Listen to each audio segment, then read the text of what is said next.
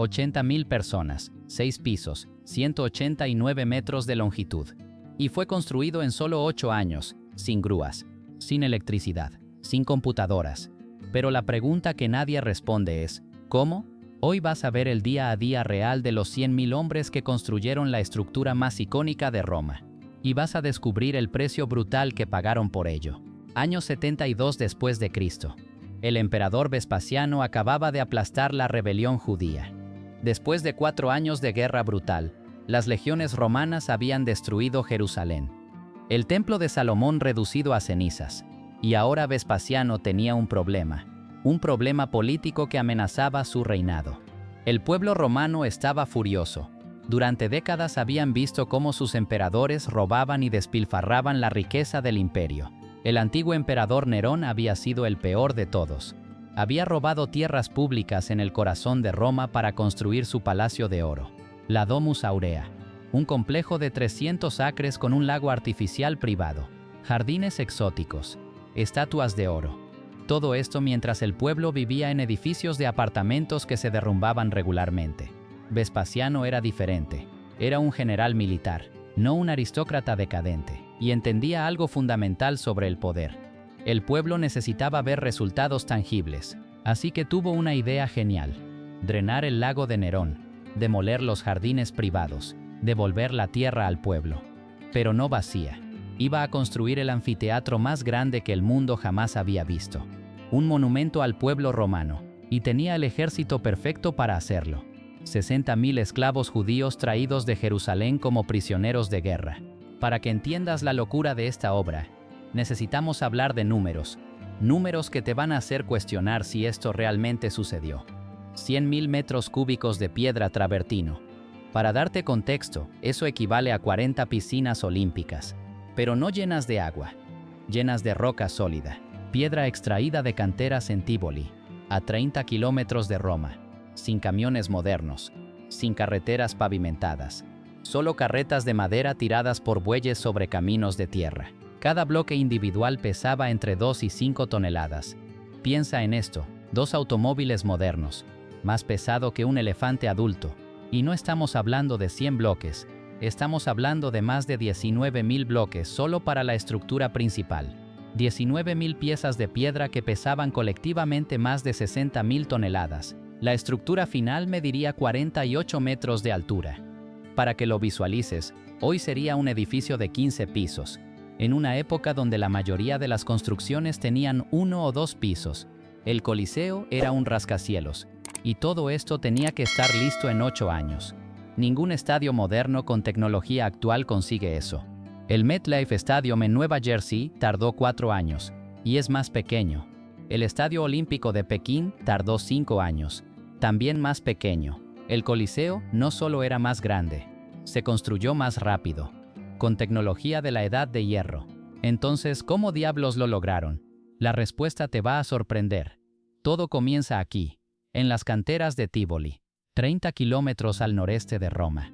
Antes de que salga el sol, a las 4 de la mañana, cuando el aire todavía está frío, aquí es donde empieza la jornada para 20.000 hombres, 20.000 esclavos judíos, prisioneros de guerra, edades entre 15 y 40 años. Estos hombres se despiertan en barracones de madera. 50 hombres por barracón. Duermen en el suelo sobre paja podrida. Les dan un cuenco de gachas de trigo, agua turbia del río, y media hora para prepararse. Luego marchan hacia la cantera. 2 kilómetros cuesta arriba. Los guardias van a caballo. Los esclavos caminan descalzos. Y aquí empieza el trabajo. Turno 1. Extracción. No tenían explosivos. La pólvora no llegaría a Europa hasta 1000 años después. No tenían taladros mecánicos. Usaban cuñas de madera. Y esto es brillante. Es pura física aplicada. El proceso funcionaba así. Primero, un equipo de canteros expertos examina la roca. Buscan vetas naturales, líneas de debilidad en la piedra donde los minerales cambian. Estas vetas son invisibles para ojos no entrenados. Pero un cantero con 20 años de experiencia las ve inmediatamente. Marca la roca con carbón. Dibuja el contorno exacto del bloque. Segundo, otro equipo perfora agujeros siguiendo la línea marcada. Usan cinceles de hierro, martillos de bronce. Cada agujero tiene que ser perfecto. 10 centímetros de profundidad, 5 centímetros de diámetro, espaciados exactamente cada 20 centímetros. Si un agujero está mal, toda la línea se arruina. Tercero, introducen cuñas de madera seca en cada agujero, madera de roble cortada en ángulos precisos. Y aquí viene la magia. Vierten agua, mucha agua. La madera absorbe el agua, se hincha, se expande, y la presión es brutal. La madera hinchada puede generar 1000 kilos por centímetro cuadrado. Y cuando todas las cuñas se hinchan simultáneamente, la roca se parte, limpiamente, como vidrio cortado con diamante. Pero este proceso tarda días, no horas, días. Perforar los agujeros puede tomar un día completo con un equipo de 10 hombres. Esperar a que la madera se hinche puede tomar otro día. Y a veces la roca no se parte. Cada bloque útil tardaba en promedio 3 días completos. 3 días de trabajo de 10 hombres. Esos son 30 días hombre por bloque. Ahora multiplica. 30 días hombre por 19.000 bloques. 570.000 días hombre solo para la extracción. Si tuvieras un solo equipo, tardarías 1500 años. Por eso necesitaban 20.000 esclavos trabajando simultáneamente. No era una obra de construcción, era una operación militar industrial. Y una vez extraído el bloque, el verdadero desafío comienza. Turno 2. Transporte. Aquí entran 30.000 trabajadores romanos especializados. Nota que dije romanos, no esclavos, porque transportar bloques de 5 toneladas requiere habilidad, experiencia. El método es ingenioso. Primero, usan palancas de hierro de 3 metros para rodar el bloque. Lo colocan sobre una plataforma de madera. Luego colocan troncos debajo, troncos de pino de 30 centímetros de diámetro, perfectamente redondos, engrasados con sebo de animal. Entonces atan el bloque a una carreta especial, un armazón masivo de roble reforzado con hierro. Tiene 4 ruedas sólidas de madera. Cada rueda mide 2 metros de diámetro. Luego enganchan 40 bueyes, 40, en formación de 8 filas de 5. Los bueyes son animales increíbles. Cada uno puede tirar 500 kilos durante horas. 40 bueyes pueden tirar 20.000 kilos. El viaje tarda 12 horas. 12 horas de movimiento constante a menos de 3 kilómetros por hora.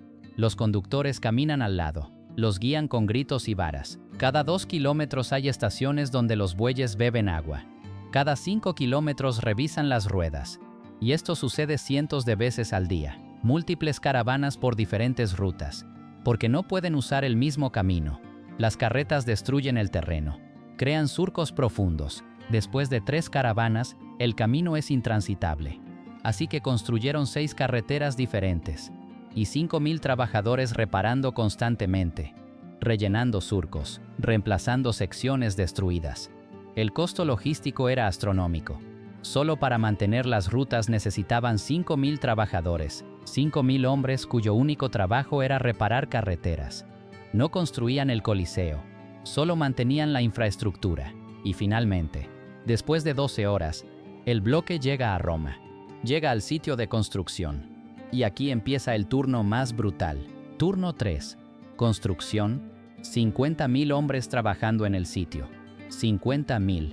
La población total de Roma era 1 millón. Eso significa que 5% trabajaban en esta obra. Y trabajaban en turnos de 24 horas. No había descansos nocturnos. La construcción nunca se detenía. Turno de día. 6 de la mañana a 6 de la tarde. Turno de noche. 6 de la tarde a 6 de la mañana. El sitio se iluminaba con miles de antorchas.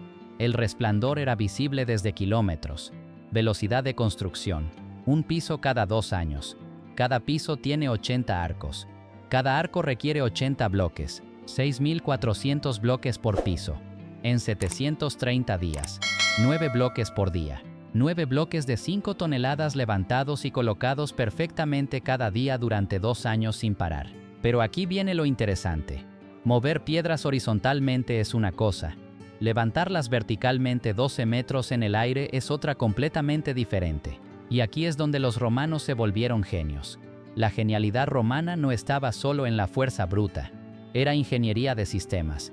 Era física aplicada. El corazón de todo era una máquina simple pero revolucionaria. Esto es un polipasto. La grúa romana. Un polipasto es esencialmente una estructura en forma de A. Imagina 2 vigas de madera de 12 metros. Roble sólido. Cada viga pesa media tonelada. Las unes en la parte superior formando un triángulo. Y en la parte superior instalas 5 poleas, 5 discos de madera reforzados con hierro, montados sobre ejes de bronce. Y aquí viene la física brillante. Cuando usas una polea simple, cambias la dirección de la fuerza. Si quieres levantar 100 kilos, pero cuando añades una segunda polea, la fuerza se divide. Ahora solo necesitas 50 kilos para levantar 100. Tercera polea, 33 kilos. Cuarta, 25. Quinta, 20 kilos de fuerza. El principio es simple. Cada polea divide el peso por 2. Con 5 poleas, 50 hombres podían levantar lo que normalmente necesitaría 250. Era amplificación de fuerza de 5 veces. Y las cuerdas eran obras maestras. Cáñamo egipcio trenzado en cables de 10 centímetros. Cada cuerda soportaba 8 toneladas de tensión antes de romperse. Pero incluso con polipastos tienes un problema. Los 50 hombres tienen que tirar. Tienen que caminar hacia atrás sincronizadamente. Es agotador, ineficiente. Así que los romanos inventaron algo mejor, algo más brutal. La rueda de tracción humana. Imagina una rueda gigante, 5 metros de diámetro, construida con vigas de madera formando radios. Pero en lugar de estar horizontal, está vertical, como una rueda de hámster gigante. Y dentro colocas 15 esclavos, 15 hombres caminando constantemente. Sus pies empujan contra los travesaños. La rueda gira, y mientras gira enrolla un cable conectado al bloque. Los hombres no necesitan coordinarse, solo caminar. Caminar constantemente, como hámsters gigantes, como prisioneros subiendo escaleras que nunca terminan.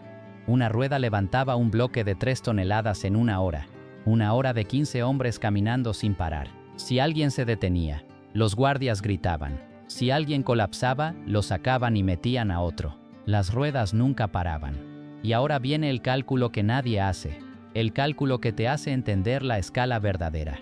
El Coliseo tiene 240 arcos, 80 en el primer piso, 80 en el segundo, 80 en el tercero. Cada arco necesita 80 bloques, 240 por 80, 19.200 bloques totales. Si una rueda levanta un bloque por hora, estamos hablando de 19.200 horas. 800 días consecutivos si tuvieras una sola rueda. Pero solo tienes 8 años. 8 años son 2.920 días. Para completar en 2.900 días, necesitas levantar 7 bloques por día. Todos los días. Durante 8 años. Sin parar. Imposible con una sola rueda, ¿verdad? Aquí está el truco. No usaban una rueda. Usaban 50 ruedas simultáneamente, 50 ruedas distribuidas alrededor del perímetro, 50 equipos de 15 hombres, 750 esclavos haciendo nada más que caminar, caminando 8 horas por turno, 3 turnos por día, 24 horas de operación continua. Eso es ingeniería de sistemas, coordinación militar, física básica a escala industrial. Pero espera, porque hay algo más. Los romanos no improvisaban. No llegaban al sitio y decidían sobre la marcha. Planificaban como militares, porque muchos ingenieros jefes eran exoficiales del ejército. Habían construido fortalezas en Germania, puentes sobre el Rin, muros en Britania. Sabían cómo organizar miles de hombres, cómo gestionar logística compleja, y aplicaron ese conocimiento al Coliseo. Cada bloque venía de la cantera ya cortado en medidas exactas, no aproximadas, exactas. Cada escalón en las gradas, 57 centímetros de ancho. Cada asiento, 57 centímetros de profundidad. Cada arco, dimensiones estándar basadas en cálculos del arco de medio punto. Los canteros en Tívoli tenían plantillas, patrones de madera mostrando exactamente qué forma debía tener cada bloque. Cortaban según la plantilla. Marcaban con un número romano indicando dónde iba. Era construcción modular, como Lego gigante. Los trabajadores en el sitio no medían nada, no calculaban nada, solo miraban el número, miraban el plano, encajaban la pieza. Esto aceleró la construcción en 70%. 70%, porque eliminabas tiempo de medición, eliminabas errores, eliminabas prueba y error. Y luego venía la parte crítica, unir los bloques, porque no puedes simplemente apilar piedras, especialmente cuando construyes hasta 12 metros. Especialmente cuando Roma experimenta terremotos regularmente. Necesitas conectarlas. Y aquí viene lo brutal. Para unir los bloques usaron 300 toneladas de grapas de hierro. 300 toneladas. Esos son 300.000 kilos de hierro fundido en grapas individuales. Cada grapa tenía forma de letra H. 2 barras verticales conectadas por una horizontal. Cada una pesaba 10 kilos. Fundidas con precisión milimétrica, porque tenían que encajar perfectamente en ranuras precortadas. Las ranuras estaban talladas en la cantera, 10 centímetros de largo, 5 centímetros de ancho, 3 centímetros de profundidad, 2 ranuras por bloque, una en cada lado. Los trabajadores colocaban el bloque, deslizaban las grapas conectándolo con el bloque adyacente, y luego vertían plomo fundido sobre las grapas. El plomo se solidificaba creando un sello permanente. El plomo también actuaba como amortiguador. Durante terremotos los bloques podían moverse ligeramente. El plomo absorbía la vibración. Y aquí viene la tragedia histórica. En la Edad Media, Roma entró en decadencia. La población bajó de 1 millón a 30.000. El Coliseo fue abandonado. Y ladrones descubrieron que había hierro valioso. Arrancaron el 80% de las grapas. 300 toneladas. Las fundieron para hacer armas, espadas, puntas de lanza, armaduras. Por eso el Coliseo está lleno de agujeros. Cada agujero que ves es una cicatriz, una grapa robada, una herida en la historia. Caminas por el Coliseo hoy y ves miles de agujeros. Cada uno representa un momento donde alguien destruyó un pedazo de la obra maestra para hacer una espada.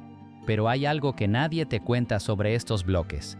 Los bloques de travertino formaban la estructura exterior, pero el interior era diferente. El interior estaba hecho de algo revolucionario, algo que los romanos inventaron y que cambió la construcción para siempre. El opus caementicium, concreto romano. El concreto romano era diferente.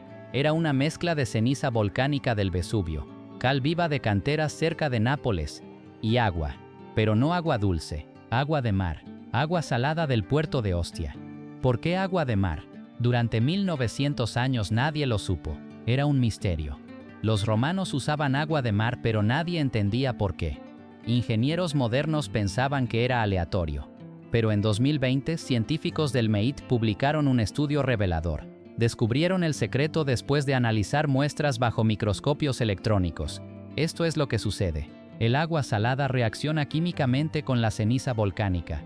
La ceniza contiene aluminosilicatos, compuestos de aluminio, silicio y oxígeno. Cuando entran en contacto con agua salada, forman cristales de tobermorita aluminosa. Estos cristales crecen lentamente, muy lentamente, durante décadas, durante siglos, y mientras crecen llenan microfracturas en el concreto, sellan grietas, hacen el material más denso, más fuerte. El concreto romano no se debilita con el tiempo, se fortalece. Cada año que pasa, nuevos cristales crecen, nuevas fracturas se sellan. El material se vuelve más robusto. Es lo opuesto al concreto moderno. Tu concreto moderno comienza a agrietarse después de 50 años. Las microfracturas se propagan. El agua se filtra. En invierno se congela y se expande. Las grietas se hacen más grandes. Después de 100 años, está severamente comprometido. El concreto romano se vuelve más fuerte durante 2000 años. Y todavía está fortaleciéndose. Los científicos calculan que alcanzará su máxima resistencia en el año 4000, dentro de 2000 años más. Eso es ingeniería para la eternidad. Por eso el Coliseo todavía está en pie. Pero alguien tenía que coordinar todo esto. Imagina esto: 50 equipos trabajando simultáneamente, 3 canteras enviando materiales a diferentes velocidades, turnos de 24 horas que tienen que transicionar sin que el trabajo se detenga. Miles de decisiones por día. ¿Qué bloques se necesitan primero? ¿Qué equipos trabajan en qué sección? ¿Cuántas cuerdas se rompieron hoy? ¿Cuántos esclavos murieron esta semana? ¿Cuánto concreto se necesita mezclar mañana? Miles de variables interdependientes. ¿Quién controlaba este caos? Los architecti, los ingenieros jefes, normalmente exoficiales del ejército romano, hombres que habían dirigido legiones en batalla, hombres que habían gestionado logística para 10.000 soldados en territorio enemigo, hombres que entendían cadenas de suministro, coordinación de equipos y gestión de recursos bajo presión extrema. Estos no eran artistas soñadores, eran administradores brutalmente eficientes. Un architectus dirigía cada sección del Coliseo. 8 architecti en total, cada uno responsable por uno de los 8 segmentos radiales del anfiteatro. Cada architectus coordinaba 6 equipos de construcción, 3 turnos de 24 horas, flujo constante de materiales desde 3 canteras. Tenían que calcular con precisión militar cuántos bloques llegarían hoy, cuántos necesitaban mañana, cuántos trabajadores estaban disponibles, cuántas cuerdas se romperían probablemente, cuántos esclavos morían cada día y necesitaban ser reemplazados. Era gestión de proyectos, antes de que existiera Microsoft Project, antes de hojas de cálculo, antes de computadoras. Usaban tabletas de cera y marcadores de madera. Pero los principios eran los mismos: dependencias de tareas, rutas críticas, gestión de recursos. Y sobre todos los architecti, había un hombre, un arquitecto jefe, un genio cuyo nombre probablemente nunca conoceremos. Los historiadores debaten. Probablemente fue Ravirio o Gaudencio. Ambos eran arquitectos famosos de la época, pero los romanos raramente acreditaban arquitectos. Las obras se atribuían a los emperadores. Así que este hombre permanece anónimo, perdido en la historia. Pero sabemos que diseñó algo revolucionario, algo que nadie había visto antes, algo que el público nunca vería pero que haría posibles los espectáculos más asombrosos. Diseñó el hipogeo.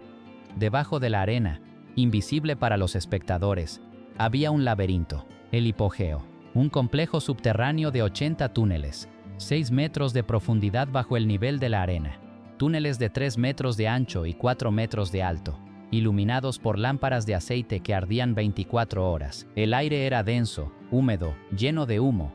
Olía a sudor, miedo y excrementos de animales.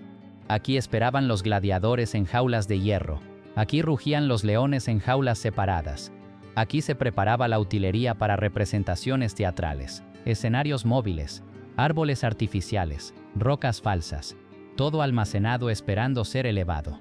Y el sistema para elevar era una obra maestra: 80 elevadores manuales. No eran elevadores modernos con cables de acero y motores. Eran plataformas de madera suspendidas por cuerdas conectadas a sistemas de contrapeso.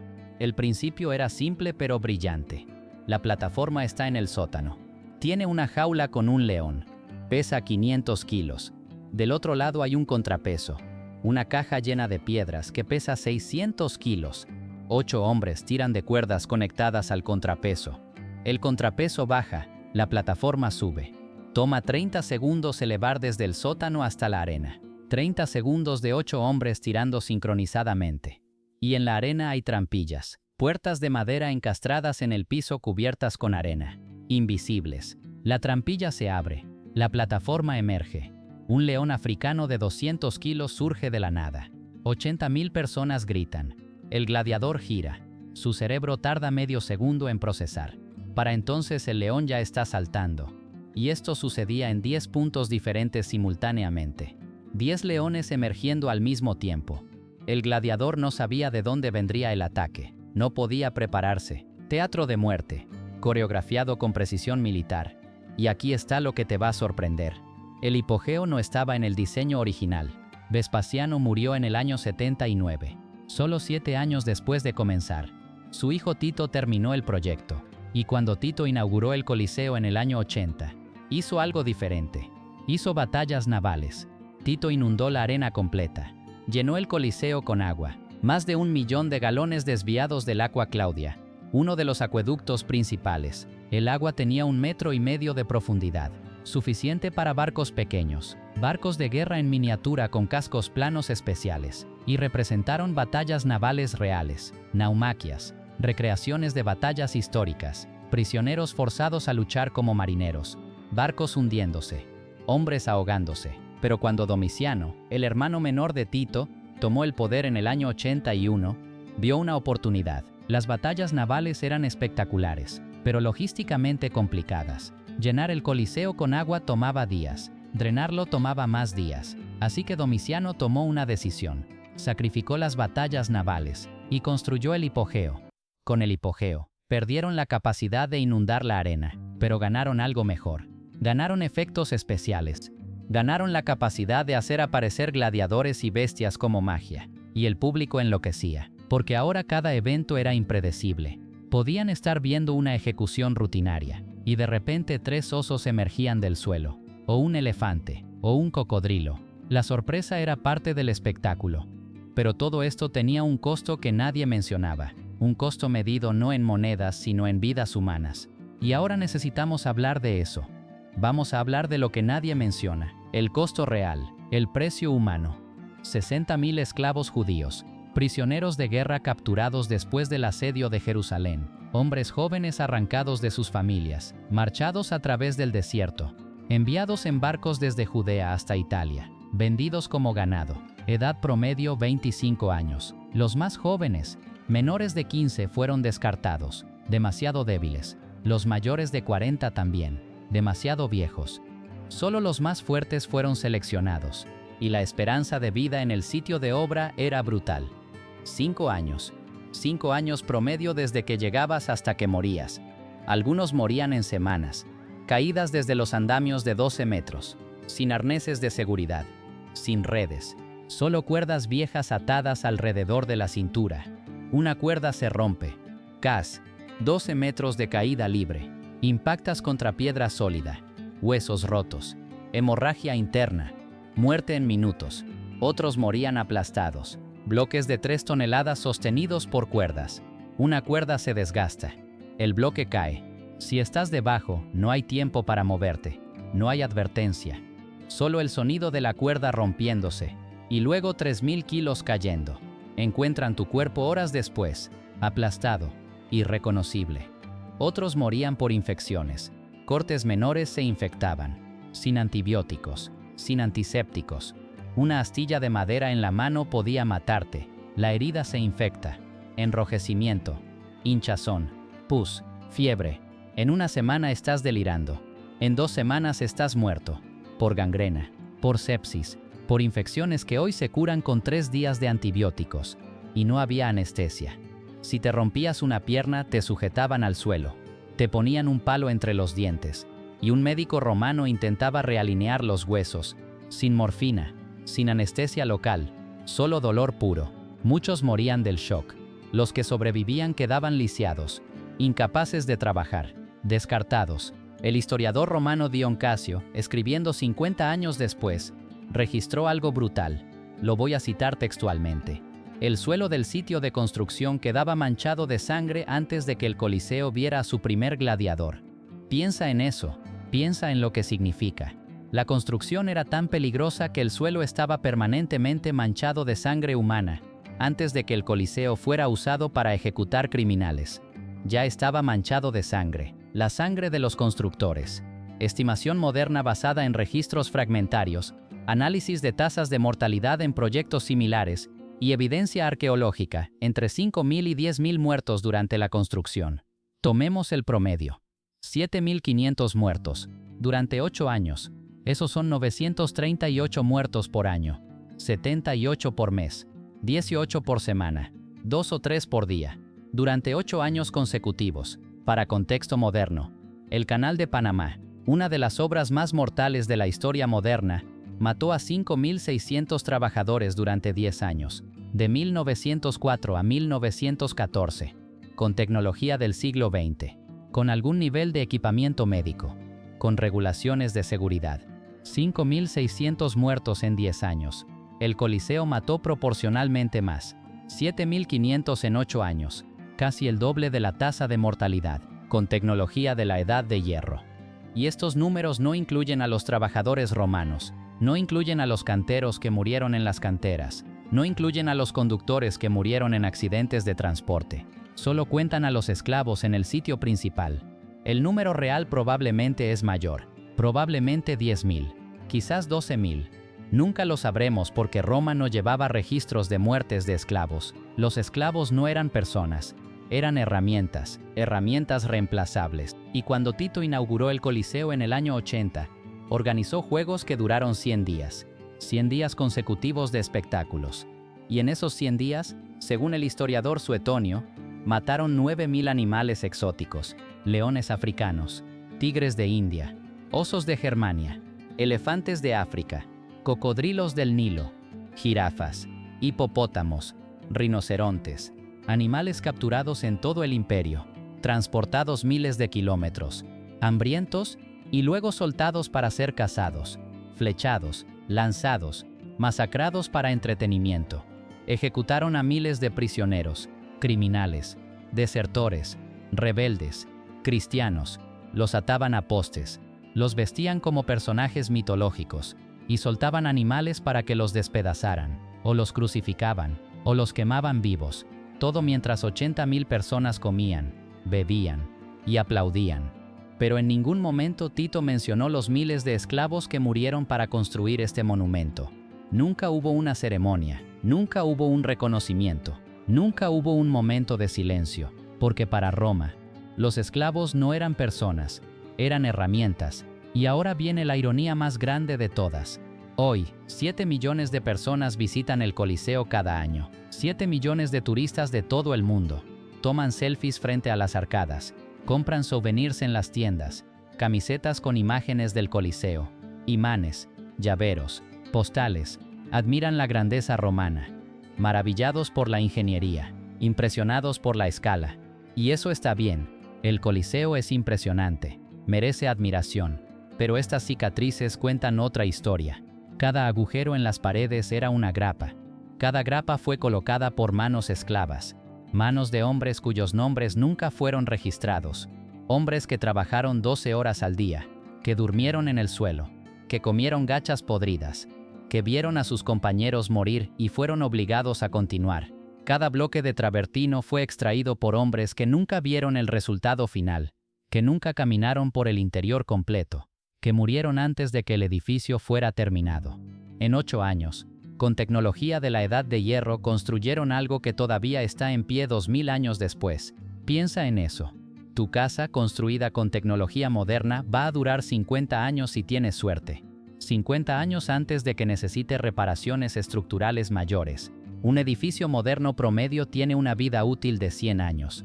100 años máximo antes de que sea más rentable demolerlo que repararlo. El Coliseo ha durado 2000 años, y va a durar otros 2000 más, porque ese concreto romano todavía se está fortaleciendo, todavía está desarrollando nuevos cristales de tobermorita, todavía está sellando microfracturas. Los científicos del MIT calculan que alcanzará su máxima resistencia en el año 4000, 1974 años en el futuro. El Coliseo ha sobrevivido a cosas que destruyeron civilizaciones enteras. Sobrevivió al terremoto del año 217 que destruyó gran parte de Roma. Sobrevivió al terremoto del año 442 que colapsó edificios construidos 100 años después del Coliseo. Sobrevivió al terremoto masivo del año 1349 que destruyó iglesias y palacios por toda Italia. Cada vez sufrió daños. Secciones de la fachada colapsaron, pero la estructura central permaneció intacta, porque los cimientos son de 6 metros de profundidad, porque el concreto absorbe vibraciones, porque la ingeniería era sólida. Sobrevivió a saqueos por visigodos en el año 410. Sobrevivió a saqueos por vándalos en el año 455. Sobrevivió a saqueos por normandos en el año 1084. Ejércitos invasores que robaron todo lo que tenía valor. Estatuas de bronce fundidas para hacer armas. Decoraciones de mármol arrancadas para construir iglesias, grapas de hierro extraídas para forjar espadas. El Coliseo fue tratado como una cantera durante 1000 años, y todavía está en pie. Ha sobrevivido 2000 inviernos, hielo formándose en las grietas, expandiéndose, contrayéndose, ciclos de congelación que destruyen concreto moderno en décadas. 2000 veranos, calor que expande los materiales, frío que los contrae, lluvia ácida, contaminación, vandalismo, negligencia, y todavía soporta 4 millones de kilos de peso propio sin ceder. 4 millones de kilos de piedra y concreto sostenidos por arcos diseñados hace 2000 años. El secreto, ya te lo dije, concreto romano. Pero vale la pena repetirlo porque es importante, porque dice algo fundamental sobre nuestra civilización moderna. Los científicos del MIT publicaron en 2020 un estudio que analizó muestras microscópicas del concreto del Coliseo. Descubrieron que desarrolla cristales de tobermorita aluminosa, un mineral que no existe en la naturaleza. Solo se forma cuando ceniza volcánica rica en aluminosilicatos reacciona con agua de mar durante periodos prolongados. Estos cristales se forman lentamente, muy lentamente, durante décadas, durante siglos, y mientras crecen, llenan microfracturas en el concreto. Cada microfractura que se forma por estrés estructural, por vibraciones sísmicas, por expansión térmica, es sellada por nuevos cristales. El material se autorrepara, se vuelve más denso, más fuerte, más resiliente.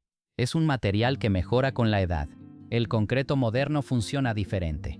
Se basa en cemento Portland, una invención británica de 1824. Joseph Aspidin, un albañil de Leeds, patentó el proceso. Calentar piedra caliza y arcilla a temperaturas extremas. Moler el resultado en polvo fino, mezclar con agua y agregados. Es más rápido de producir que el concreto romano. Es más barato. Es más fácil de estandarizar. Por eso lo usamos en todo. Pero comienza a deteriorarse a los 50 años. Después de 50 años, las microfracturas son más grandes que las que se forman. El agua penetra. En invierno se congela.